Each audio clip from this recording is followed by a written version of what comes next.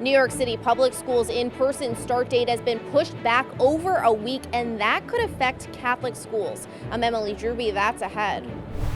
A Queens bar owner who says he's been closed for nearly 6 months, losing customers and money by the day, even after putting safety first. I'm Jessica Easthope, and that's ahead. Also ahead, a controversial visit, the president in Kenosha after the police shooting of a black man. And what the NYPD Commissioner is saying about the dramatic rise in gun violence across the city. Plus, seminarians from across the country head to Rome to complete their studies to become priests. The news starts right now.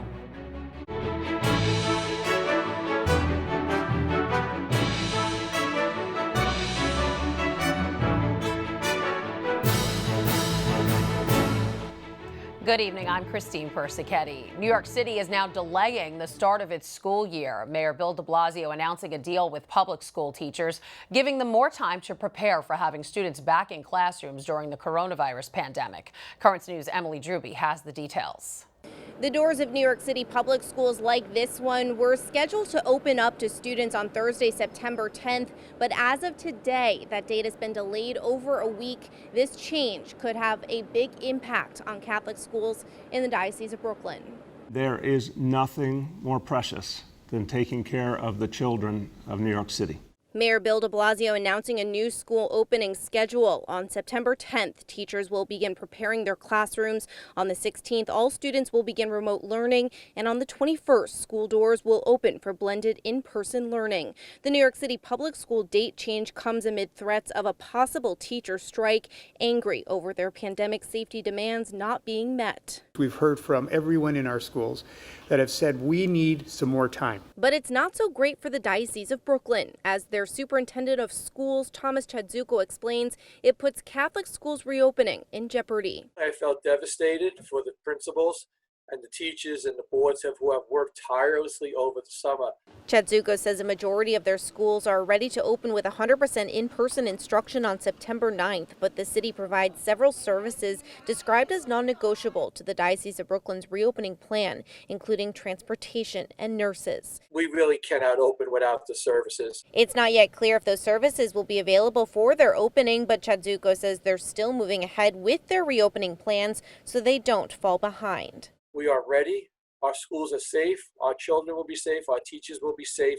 The superintendent's office is attempting to get answers about the city's plan for these essential services. They tell us as soon as the announcement was made, they reached out to the city. They've also been looking at the laws. We will keep you posted as this story develops. On the Upper East Side, Emily Druby, Currents News. You can find more information on your school's reopening plans on their individual school websites. Catholic schools across Brooklyn and Queens are taking every precaution to keep students safe. At Divine Wisdom Catholic Academy in Douglaston, Queens, each and every desk from kindergarten to 8th grade has a divider to keep students socially distanced. The school plans to bring kids into the classroom 5 days a week, while also allowing students to learn remotely through live cameras installed in each classroom. Only 25% of the student body has chosen to learn from home. The fear of a second wave of coronavirus cases is also keeping New York City restaurants from opening up for indoor dining, even though New Jersey is about to do just that. Governor Cuomo says he won't budge because of the health risks. He says he understands it's putting local restaurants at a competitive disadvantage and that New Yorkers could cross the Hudson for an indoor dining experience. New Jersey begins reduced capacity seating on Friday. The toll the pandemic is having on small businesses is devastating. And with the reopening for restaurants and bars nowhere in sight, it could signal the end for many establishments. Currents News' Jessica Easthope checked in again with one pub owner in Glendale, Queens, whose future is still up in the air. The 5 boroughs are held hostage. After 27 years, it's come down to the wire for your Man's Irish Pub in Glendale and its owner, Jimmy O'Reilly. Just about 6 feet, maybe more. Your Man's has been closed for nearly 6 months. The business is now scraping by on a few $100s a week, losing money and customers by the day. Nassau County is open, and it's only a few miles from here, and people are leaving it because they can go out east and eat inside. I wouldn't have enough room for tables. You have to leave people walk by. Space restrictions don't allow for outdoor dining here. To me, it's a liability. It doesn't pay. It's a waste of time. You cannot pay the bills by a few tables outside for any place. According to Partnership for New York City, when the pandemic is over, roughly 1/3 of the city's 240,000 small businesses may never open again. This is a partition.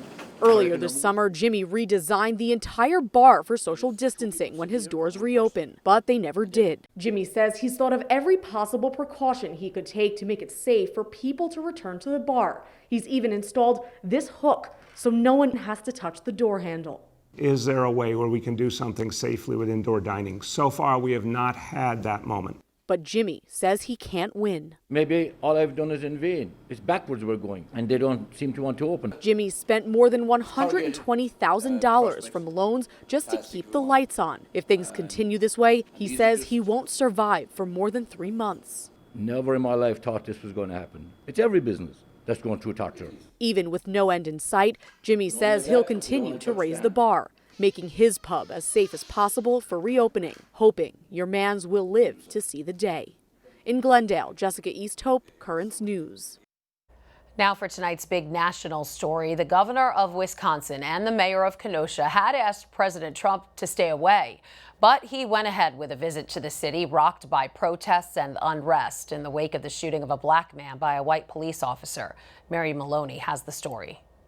I'm about law and order. President Trump brought his campaign message to Kenosha, Wisconsin, a city at the center of violent clashes over racial injustice. These are anarchists, these are agitators, they're rioters, they're looters, they're bad people. Protests erupted in Kenosha after a police officer shot Jacob Blake in the back 7 times. Before his trip, the president questioned the officer's actions. Shooting the guy in the back many times, couldn't you have done something different? Couldn't you have wrestled him? But compared similar police shootings to a golf match. But they choke.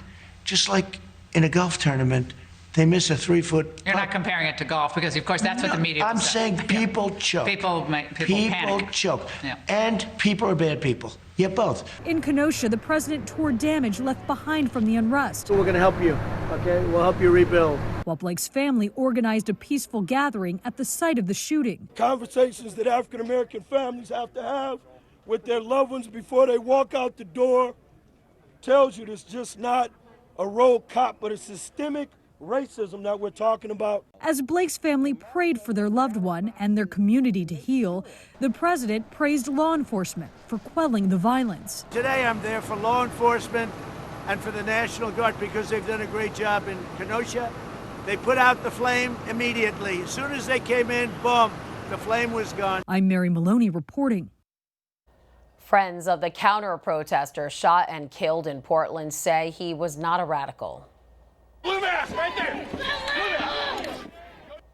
39-year-old Aaron J. Danielson was shot in the chest Saturday. Danielson was said to be wearing a hat with the insignia of Patriot Prayer, a far-right group that supports President Trump.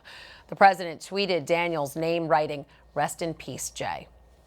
Meanwhile, protests erupted in Los Angeles Monday night after the deadly shooting of a black man by police. Sheriff's deputies reportedly tried to stop the man for code violations related to a bike he was riding. Officers say he tried to flee, but when they caught up to him, he punched a cop and he dropped a firearm. It's also been a bloody summer on the streets of New York City, not because of police-involved shootings, but overall community gun violence. There's been more than 1,000 shootings this year. On average, in the month of August alone, nearly 10 people were shot each day. The increase in gunfire has spurred allegations of an NYPD slowdown, something the police commissioner strongly denies. You're going to look at arrests and response times and not look at the other side of the equation. You know, it just boggles my mind. I think it's cheap theater. I think it's politics. And I think that, listen, what we need is people to stand up and say, hey, good job. Thank you. Instead, coming out of the surface, popping your head up and taking a cheap shot. The hypocrisy boggles my mind. We've been at work since March. When a lot of people are Zooming, cops haven't been Zooming. They've been out there getting hurt. A cop last night taking a gun off the street in the Bronx, breaking his hand in the process with a struggling perpetrator. No shot fired. That's what happens every day. And we had 3 detectives yesterday test positive for COVID. Shea went on to say that he believes officers are doing their job and the best they can under very adverse circumstances. A top NYPD leader became the victim of a crime this morning when he went for a walk and was mugged. Chief Chaplain Rabbi Alvin Cass was assaulted on the Upper West Side early Tuesday when he went out for his daily stroll on Riverside Drive.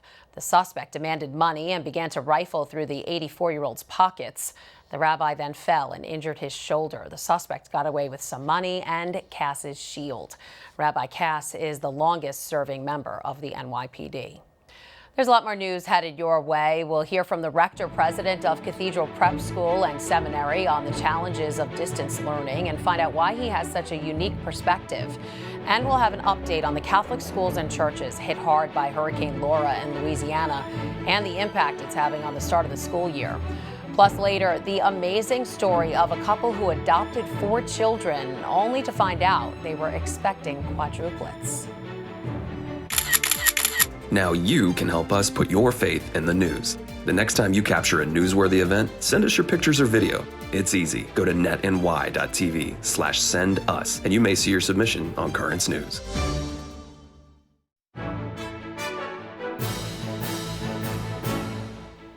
The rector-president of Cathedral Prep School and Seminary can relate to students who were forced into distance learning. He was also taking classes online. Father James Carolli joins us now to talk about the challenges he faced while receiving his doctorate in education during the pandemic. So, Father, congratulations on receiving your doctorate, I believe from St. Thomas University in Florida.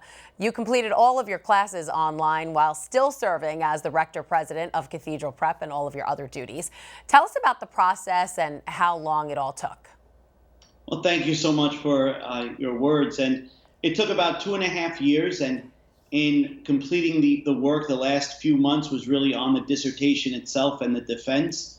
But it was a wonderful program that really helped me to be a better leader. I started the process when I was the pastor of St. Rose of Lima, not knowing that I would come back to Cathedral as the rector-president, but wanting to educate myself and grow in my own formation as a better leader. And that's really what the program at St. Thomas was really all about. Not so much about the theories, but rather about the practicalities of leadership.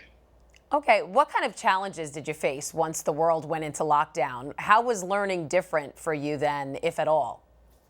Well, the learning style itself, because we always had it online, wasn't so much the challenge. The challenge was, as it was from the very beginning, just finding the time to do the program.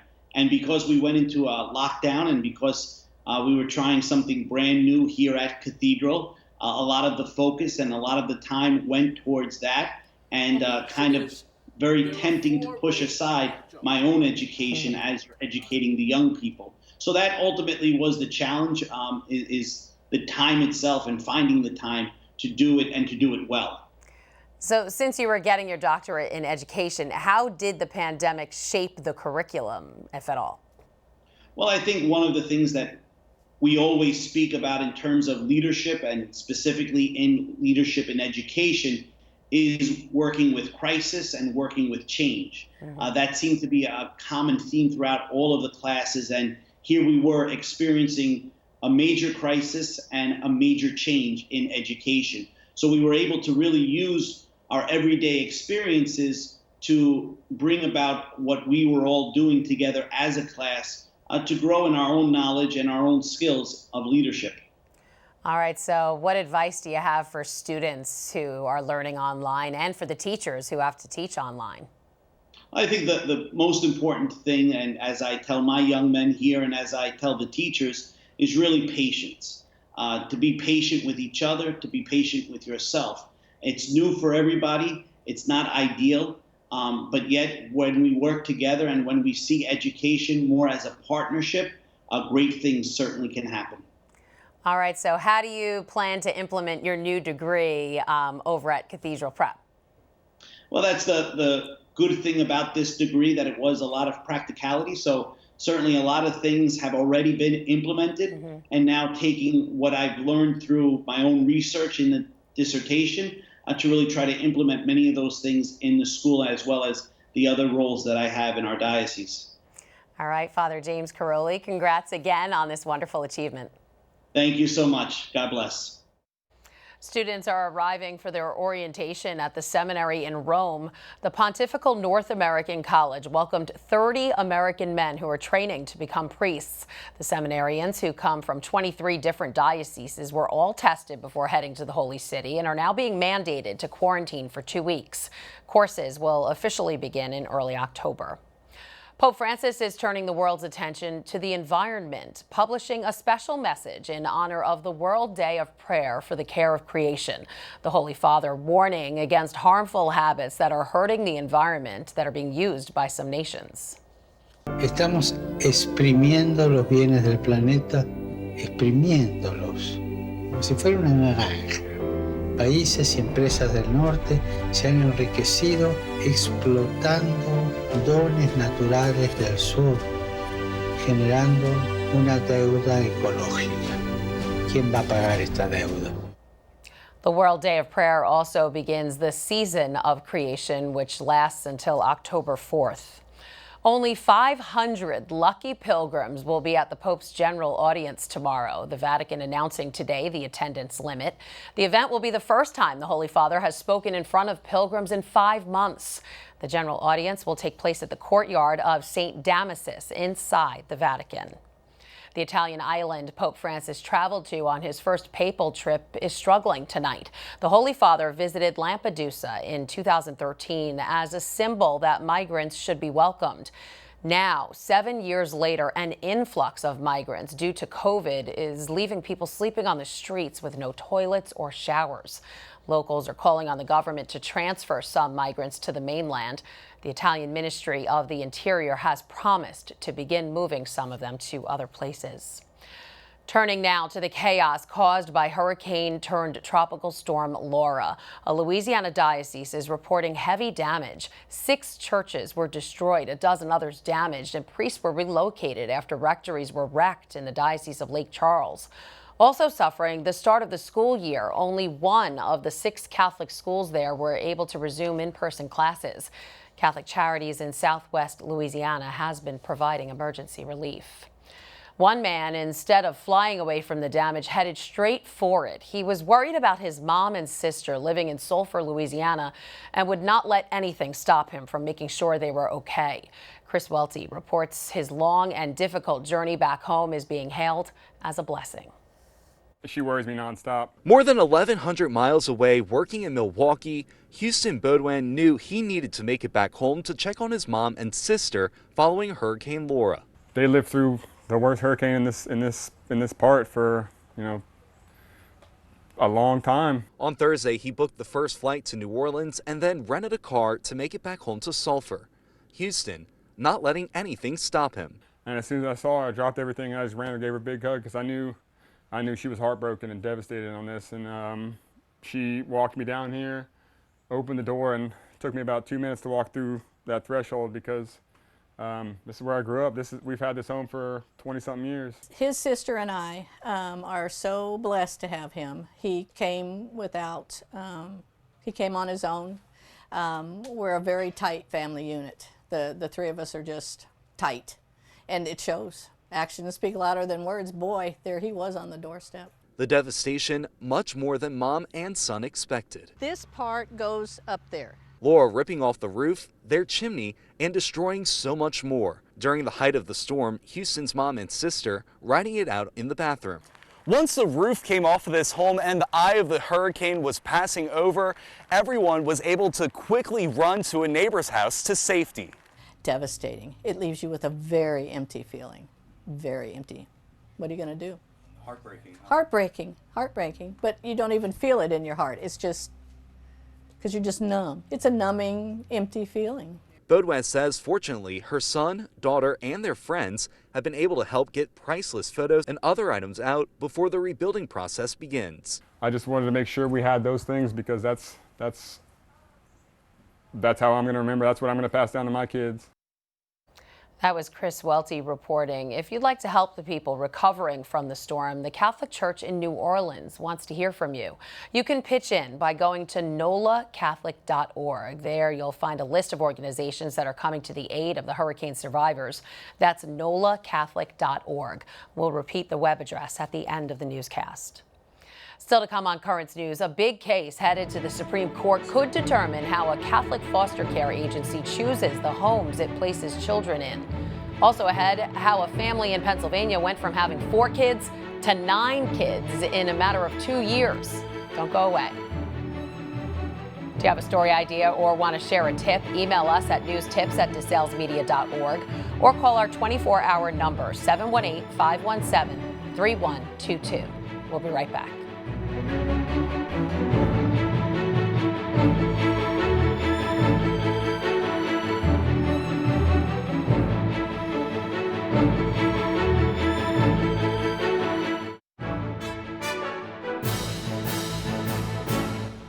A Catholic foster care agency will soon find out if it can lawfully reject same-sex couples from fostering children. The U.S. Supreme Court will hear oral arguments on November 4th as to whether the taxpayer-funded Catholic Social Services in Philadelphia can legally refuse to license same-sex couples as foster parents. When the city said it would terminate the contract, the agency sued on the basis that it can refuse placement into LGBTQ homes for religious reasons under the First Amendment. And finally tonight, a couple in Pennsylvania decided to foster 4 siblings. 2 years later, they adopted them, and soon after that found out they were expecting their own baby. But as Irene Snyder reports, the surprise didn't end there. Maxine Young always knew that she wanted to adopt, but she never expected that her life would turn out quite like this. It was chaos.